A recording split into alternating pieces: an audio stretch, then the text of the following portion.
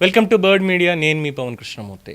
ఈ మీడియా మారిన తీరు అనే దానికి యాక్చువల్గా చెప్పాలంటే నా శక్తి సరిపోదండి. ఎప్పటి నుంచి ఎవల్యూషన్ అనేటువంటి పాయింట్ కాదు, కానీ శాసనసభలో జరుగుతున్నటువంటి అంశాల మీద, లేదంటే ఇప్పుడు ప్రత్యేకంగా జరుగుతున్నటువంటి కొన్ని ప్రచారాల మీద తీసుకున్నప్పుడు మాత్రం ఒక ఐఏఎస్ తన అనుభవాన్ని చెప్తే ఎలా ఉంటుంది, ఇప్పుడున్నటువంటి దానికి కంపారిజన్ ఏంటి అనేది తెలుసుకోవడం కోసం ఇంకొక చిన్నపాటి కథనాన్ని మీ ముందుకు తీసుకొచ్చేటువంటి ప్రయత్నం మాత్రమే. ఈ చరిత్ర పుటల్లో అనే దానికన్నా ఈ మీడియా మారిన తీరు అనే దానికి ఇది అద్దం పట్టొచ్చు. ఇది పివిఆర్కే ప్రసాద్ గారి పుస్తకం, మీకు తెలిసిందే. I'm obsessed with this books అని చెప్పి.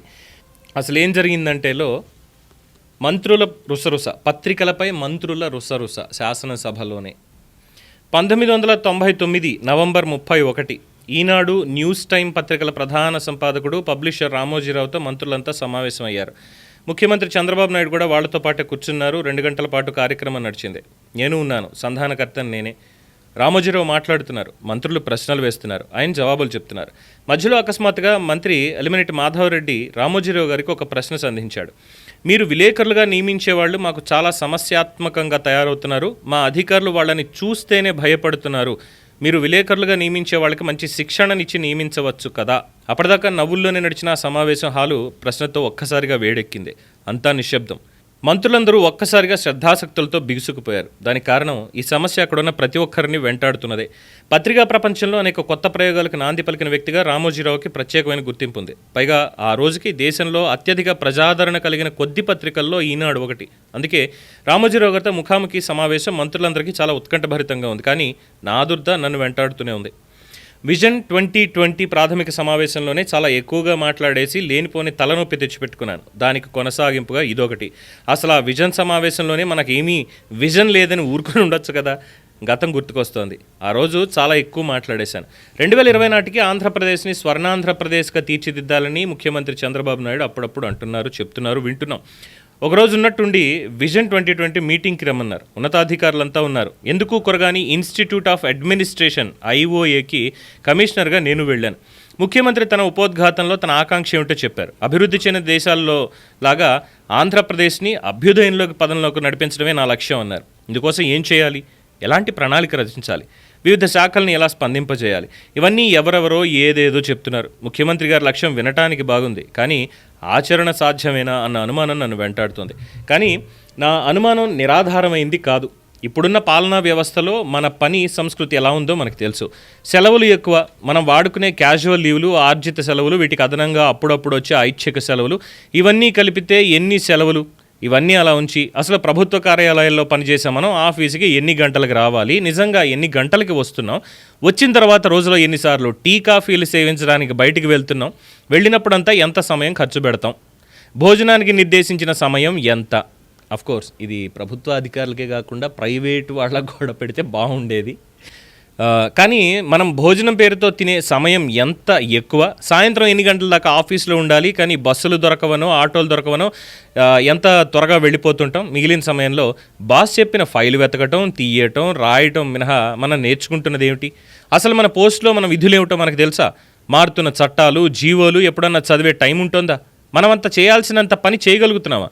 వీటి గురించి ఆ సమావేశంలో ఎవ్వరూ మాట్లాడటం లేదు. ముఖ్యమంత్రి గారి విజన్ ప్రణాళిక గురించి మాత్రం అద్భుతం, ఆహా ఓహో అంటున్నారు. భజన, అప్పుడు కూడా భజనే. అప్పటికే IOAలో పని పాట లేకుండా జీతం తీసుకుంటున్నానన్న అపరాధ భావాలు వెంటాడుతున్నాయి కదా. ఏమీ మాట్లాడకుండా ముక్కు మీద వేలేసి కూర్చున్నాను. ఆ సంగతి ముఖ్యమంత్రి కంట్లో పడింది. లాంఛనప్రాయంగా ముఖ్యమంత్రి నన్ను అడిగారు, మీరేమీ మాట్లాడడం లేదేం, చెప్పండి, మీ సలహా ఏమిటో. చెప్పడం ఇష్టం లేదు. చెబితే ఆయనకి అరుచికరంగా ఉండొచ్చు, కానీ ముఖ్యమంత్రి నన్ను వదలలేదు. దాంతో నాలో గూడు కట్టుకున్న భావాలన్నీ ఒక్కసారిగా కట్టలు తెంచుకున్నాయి. అక్కడున్న నా సహాధికారులు ఏమనుకుంటారో అన్న ఆలోచన కూడా లేకుండా నా మనసుకు వచ్చిందంతా మాట్లాడేశాను. సార్, మీ విజన్ ప్లాన్ ఆలోచన చాలా బాగుంది సార్. ఇది తయారు చేయడం కోసం చాలా ఆలోచన జరుగుతోంది. కానీ నేను ఢిల్లీ నుంచి చూసింది కానీ ఇక్కడ రాష్ట్రంలో చూస్తున్నది కానీ ఒక్కటే విషయం.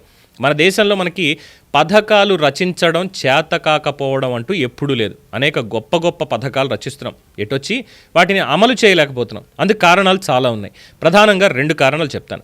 1, రాజకీయ నాయకుల్లో వాటిని శరవేగంతో అమలు చేయాలన్న తహతహ. 2, ఈ ఆరాటానికి తగ్గట్టుగా యంత్రాంగం లేకపోవడం. మన ఉద్యోగుల పని సంస్కృతి గురించి మనకి తెలుసు. వాళ్ళ గురించి ప్రజలు ఏమనుకుంటున్నారో కూడా మనకి తెలుసు. లంచం తీసుకోకుండా ప్రభుత్వ సిబ్బంది చిత్తశుద్ధితో నిర్దిష్ట పని వేళల్లో పూర్తిగా పనిచేస్తారు అని ప్రజలు విశ్వసిస్తున్నారా? పని చేస్తున్న వాడికి ప్రత్యేకమైన గుర్తింపునిస్తున్నామా? పని ఎగ్గొట్టేవాడిని దండిస్తున్నామా? ప్రమోషన్లు ఆపేస్తున్నామా? ఇలా మాట్లాడుతున్నప్పుడు నా ఆవేశం నాకు తెలుస్తోంది. కొంతమంది ఇతర అధికారులు మీటింగ్ చివరిలో ఏమిటి వాదన అని విసుక్కుంటున్నారని కూడా తెలుసు. కానీ మనసులో అనేక సంవత్సరాలుగా పేరుకుపోయిన భావాలను ఆపుకోలేకపోయాను. మనకి మన ఉద్యోగులకి పెరుగుతూ వచ్చిన నైపుణ్యం అంతా పనులు జరగకుండా చేయడంలోనే. ఏ ఫైల్ వచ్చినా ఏ ప్రతిపాదన వచ్చినా అది ఎలా ఆచరణ సాధ్యం కాదో ముందు చెబుతాం. ఎన్ని రకాల రూల్స్ అడ్డొస్తాయో రాసేస్తాం. నిజంగా ప్రతిపాదనని దాని స్వరూప స్వభావాలని బట్టి సామాజిక ప్రయోజనాన్ని బట్టి విశ్లేషించి ఫైల్ మీద రాస్తున్నామా? ఎల్డీసీ నుంచి అత్యున్నత స్థాయి అధికారి దాకా అందరూ ఇలాగే వ్యవహరిస్తున్నాం. సార్, ఈ ప్రతికూల భావజాలంతోనే ఇంకో పథకం విజన్ 2020 అమలు చేయాలని మీరు కోరుకుంటున్నారా?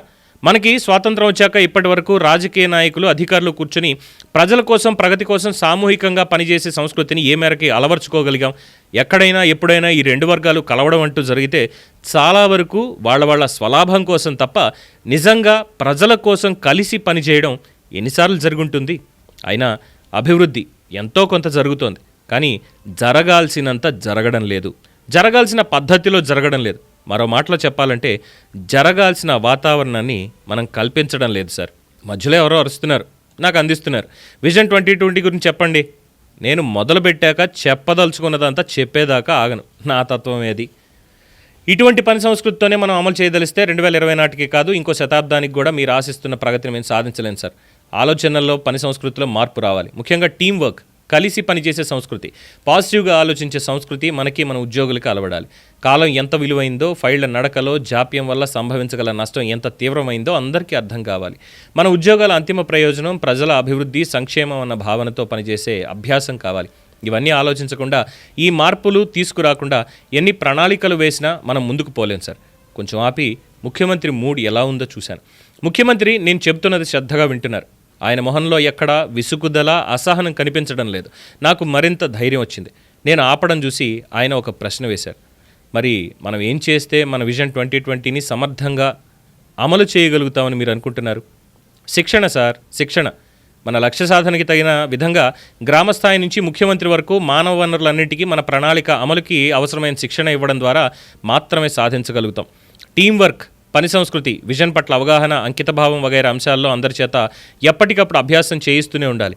ఇంత విలువైన మానవ వనరుల శిక్షణని నిర్లక్ష్యం చేసి మనం ఏ ప్రణాళికని అమలు చేయలేమని నా నిశ్చితాభిప్రాయం సార్. ఊపిరి పీల్చుకున్నాడు. ఆ హాల్లో కాసేపు నిశ్శబ్దం. ఆ కాసేపట్లో నాలో తర్జన భర్జన. తప్పు చేశానా? అతిగా మాట్లాడేశానా? ఇంతమంది అధికారుల్లో ఎవరూ మాట్లాడని విషయం గురించి నేనొక్కడినే ఎందుకు మాట్లాడినట్టు? ముఖ్యమంత్రి ఎలా స్పందిస్తారు? ఇదంతా వృధా అంటారేమో. ఇలా 1,00,000 సందేహాలు. ముఖ్యమంత్రి నోరు విప్పారు. ప్రసాద్ గారు, మీరు చెప్పిన విషయాలన్నీ సమంజసంగానే కనిపిస్తున్నాయి. ఇదే విషయం 1-2 సార్లు చీఫ్ సెక్రటరీ గారితో కూడా ప్రస్తావనకు వచ్చింది. నేను అనుకోవటం, మీ ఐఓఏ మొదటి నుంచి ఈ దిశగా సక్రమంగా పనిచేస్తూ ఉంటే ఇప్పుడు ఇలా ఆలోచించాల్సిన అవసరం వచ్చేది కాదు. ఇప్పటికైనా మీరే ఐఓఏ కమిషనర్ కనుక మీరే ఈ బాధ్యతను తీసుకోండి. మీకు ఏమేం సదుపాయాలు కావాలన్నా నేను సమకూరుస్తాను. ఇంతకీ మీరు ఒక సమగ్ర ప్రణాళికని ఎన్ని రోజుల్లో తయారు చేసి ఇవ్వగలరు? 1 నెల రోజుల్లో సార్. కాలం చాలా విలువైంది అని మీరే చెప్పారుగా, 15 రోజుల్లో ఇవ్వలేరా? సరే సార్, ప్రయత్నం పూర్తి చేస్తాను. అలా మొదలైన ప్రణాళికతో ఐఓఏని డాక్టర్ మర్రి చెన్నారెడ్డి మానవ వనరుల శిక్షణ సంస్థగా మార్చేశాం. సదుపాయాల విస్తరణ, 3 అంచెల శిక్షణా వ్యవస్థను రూపొందించాం. ప్రతి ఉద్యోగానికి మాన్యువల్స్ తయారు చేయించి ఇచ్చాం. జిల్లా శిక్షణా కేంద్రాలు నెలకొల్పి ప్రతి ఉద్యోగి శిక్షణ పొంది తీరేలా కార్యక్రమం రూపొందించాం. 1999 ఎన్నికల్లో మరోసారి చంద్రబాబు నాయుడు ముఖ్యమంత్రిగా ఎన్నికయ్యారు. అప్పటికి మా ఇన్స్టిట్యూట్లో సదుపాయాలు చాలా పెరిగాయి, శిక్షణ ఊపందుకుంది. ఒకరోజు ముఖ్యమంత్రితో అన్నాను, సార్, విధాన నిర్ణయాలు తీసుకునే మంత్రులకు కూడా శిక్షణ ఉండాలి కదా అని. ముఖ్యమంత్రి వెంటనే సానుకూలంగా స్పందించారు. అలాగే ఏర్పాటు చేయండి అన్నారు. మంత్రులకి ఎలాంటి అంశాల్లో ఎలాంటి ప్రముఖుల నిపుణుల చేత శిక్షణ ఇప్పించాలి అని 2 రోజుల పాటు కసరత్తు చేశాను. ఢిల్లీలోనూ ఇతర రాష్ట్రాల్లోనూ విచారించాను. ఎవరిని అడిగినా మంత్రుల కోసం శిక్షణ అనేది గతంలో ఎప్పుడూ వినలేదన్నారు. కేంద్ర ప్రభుత్వంలో అసలు అలాంటివేవి జరగలేదు అన్నారు. అంటే ఇది దేశంలోనే మొట్టమొదటిది. ఇక నా బుద్ధికి తోచినట్లు మొత్తం శిక్షణని వివిధ విభాగాలుగా విభజించాను. శాఖా మంత్రిగా విధులేమిటి, ఇతర మంత్రులతో కలిసి సమన్వయంతో నిర్వహించాల్సిన పాత్ర ఏమిటి, మంత్రిగా రాష్ట్రం పట్ల ఎలాంటి బాధ్యత ఉంటుంది, శాసనసభ్యునిగా తన నియోజకవర్గం పట్ల ఎలాంటి బాధ్యత ఉంటుంది, తనకు అప్పగించిన జిల్లాకి మంత్రిగా ఎలాంటి పాత్ర ఉంటుంది, శాసనసభలో నిర్వర్తించాల్సిన పాత్ర ఎలాంటిది, అందులోనూ ప్రభుత్వపరమైన పాత్రకి పార్టీపరమైనటువంటి పాత్రకి వ్యత్యాసం ఏంటి, తన శాఖల మీద అవగాహన ఎలా పెంచుకోవాలి, వ్యక్తిగత సిబ్బందిని ఎలా ఎంచుకోవాలి, వాళ్ళ మీద ఎంతవరకు ఆధారపడాలి, సమయపాలన ఎంత అవసరం, దాన్ని అభ్యసించడం ఎలా, విధాన నిర్ణయాల విషయంలో ఎలాంటి ఆలోచన దృక్పథాన్ని అలవర్చుకోవాలి, ఇలా 2 డజన్ల అంశాలతో ఒక టైం టేబుల్ని రూపొందించాను. లోక్సభ సెక్రటరీ జనరల్ గోపాలన్ని, చీఫ్ విజిలెన్స్ కమిషనర్ ఎన్ విఠల్ని, ఐఐఎం అహ్మదాబాద్ నుంచి నిపుణుల బృందాన్ని, మాజీ సీనియర్ మంత్రుల్ని ఆహ్వానించి వాళ్ల సహాయంతో ఈ శిక్షణా తరగతులు నిర్వహించాను. పేషీ నిర్వహణ, సమయపాలన అంశాలు నేను బోధించాను. ఆ క్లాసులు 3 రోజుల పాటు నిర్విరామంగా మా ఇన్స్టిట్యూట్లో జరిగాయి. ఈ శిక్షణలో భాగమే మళ్ళీ మీడియాలోకి ఎంటర్ అయ్యాం. పత్రికల పట్ల, ఎలక్ట్రానిక్ మీడియా పట్ల మంత్రులకు అవగాహన కల్పించే కార్యక్రమం. బహుశా ఈనాడులో రిపోర్టింగ్లో వివిధ హోదాల్లో వివిధ ప్రాంతాల్లో 25 ఏళ్లకు పైగా పనిచేసిన జర్నలిస్టు మిత్రుడు వల్లీశ్వర్ వంటి వాళ్ళ ద్వారా చాలా సందర్భాల్లో రామోజీరావులోని వృత్తి విలువల గురించి విని ఉండడం వల్ల కావచ్చు, ఈ కార్యక్రమానికి రీసోర్స్ పర్సన్గా రామోజీరావు గారిని ఎంచుకున్నాను. కార్యక్రమం అయితే పెట్టించాను, కానీ పెట్టాక ఒకళ్ళిద్దరు మంత్రులు నాతో అన్నారు, రామోజీరావు గారు దొరుకుతారు కదా, అడగాల్సినవి చాలా ఉన్నాయని. నాలో ఆదుర్ద మొదలైంది. ఇదేమన్నా రసాభాస అవుతుందా అన్న బెంగ వెంటాడింది. ప్రశ్న జవాబుల రూపంలో ఆయన చాలా విషయాల్ని మంత్రులకు వివరించారు. ప్రజాస్వామ్యంలో పత్రికల పాత్ర గురించి అనేక ఉదాహరణలతో చెప్పారు. వార్త పవిత్రమైనది, వ్యాఖ్య స్వేచ్ఛగా చెయ్యదగింది అంటూ పత్రికలు ఎలా ఉంటాయో సుదీర్ఘంగా ఆ క్లాసులో చెప్పారు. ముఖ్యమంత్రి అడిగారు, మేం చేసే మంచి పనులకి పత్రికల్లో తగిన ప్రోత్సాహం రావాలి, అందువల్ల ఇంకా ఉత్సాహంగా పనిచేయగలుగుతాం. రామోజీరావు నమ్మారు. మీరు చేసే పనులు మంచివే అయితే వాటికి ప్రచారం వచ్చే తీరుతుంది. అలాగని ప్రతిరోజు వాటర్ షెడ్ కార్యక్రమం గురించే రాయండి అంటే సరికాదు. 1-2 సార్లు ఆ కార్యక్రమం గురించి వివరంగా ఇస్తాం. ఆ తర్వాత ఏదైనా కొత్త కోణంలో చెప్పగలిగితే తప్ప పాత విషయాన్నే పదే రాయడం సాధ్యపడదు. అలా చేస్తే పాఠకుడికి విసుగొస్తుంది, పఠనాసక్తి తగ్గిపోతుంది. మాకు అంతిమంగా పాఠకుడి స్పందన ముఖ్యం.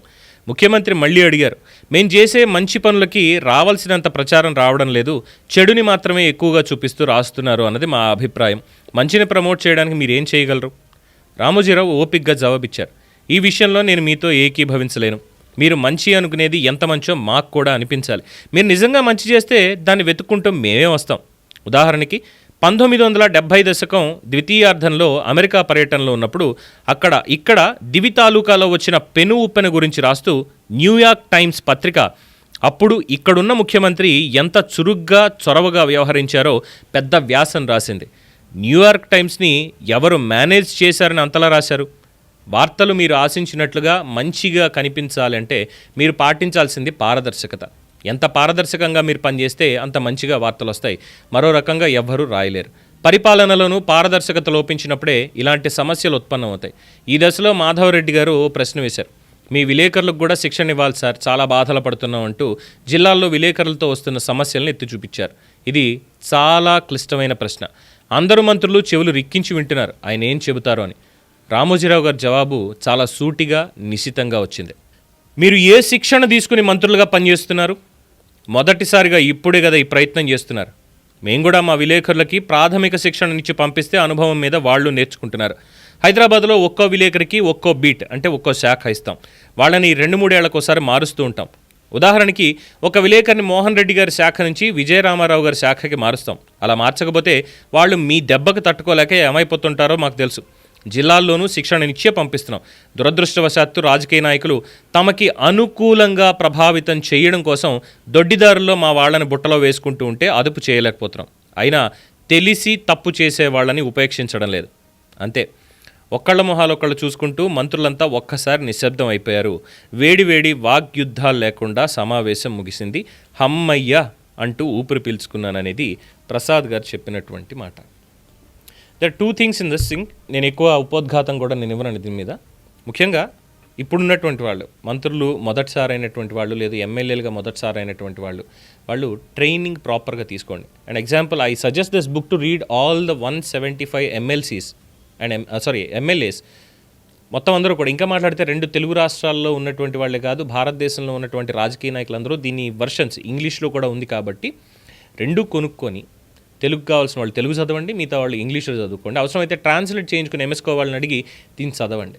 ఇందులో చాలా విషయాలు ఉన్నాయి. ఇలాగే ఎవరైతే retired IAS and IPS officers ఉన్నారో నిష్కళంకంగా ఎవరికి ప్రలోభ పడకుండా అలాంటి వాళ్ళ దగ్గరికి వెళ్ళి మొట్టమొదటిసారిగా ప్రజాప్రతినిధులుగా ఎన్నిక అయ్యేవాళ్ళు అవ్వాలి అనుకునేటువంటి వాళ్ళు డెఫినెట్గా లెసన్స్ వెతుక్కోవాలి.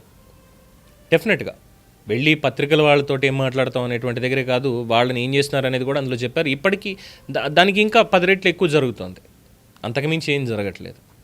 సో దీని మీద మీ అభిప్రాయం తెలియచేయండి. చూస్తూనే ఉండండి ది బర్డ్ మీడియా.